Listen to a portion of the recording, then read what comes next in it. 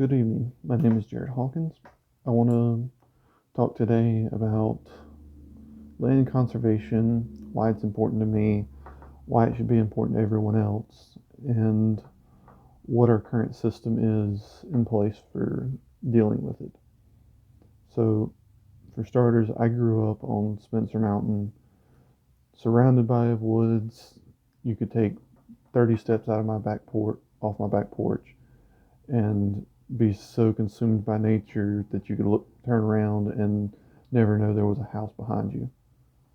So, because of where I lived, I developed a fairly close relationship with nature, and that over time has helped me develop a very large appreciation for the sites not only here in Gaston County or the United States, but also places around the world that are currently being developed that don't need to be developed, or just the expansion of the human race is consuming too much. And now we've got all this land that we've developed, and most of it is not very efficiently used. And in turn, we're reducing the biodiversity not only around us but worldwide. And most of the time, as species go extinct, not only does it hurt them, but it also hurts us because it could be something really small in the food chain that also affects our food supplies. Now, in the United States, we have a couple of small systems. Well, we have one very large system and one small one. You've got the national park system that is public, that is funded by the government through tax dollars. And that's the major benefit of it, is the amount of land that they can afford to maintain, where private reserves, the private reserves allow for small landholders to maintain land that can be used as a park, but it doesn't get involved with the tax money and government subsidies, and it doesn't have the politics involved, which means if something needs to be done, then it gets done, and there's not a whole lot of back and forth for the amount of money that it's going to cost.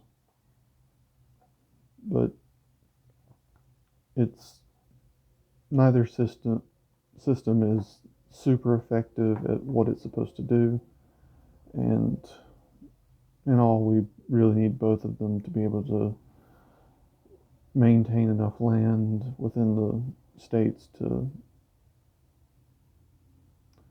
have have a future for the generations to come.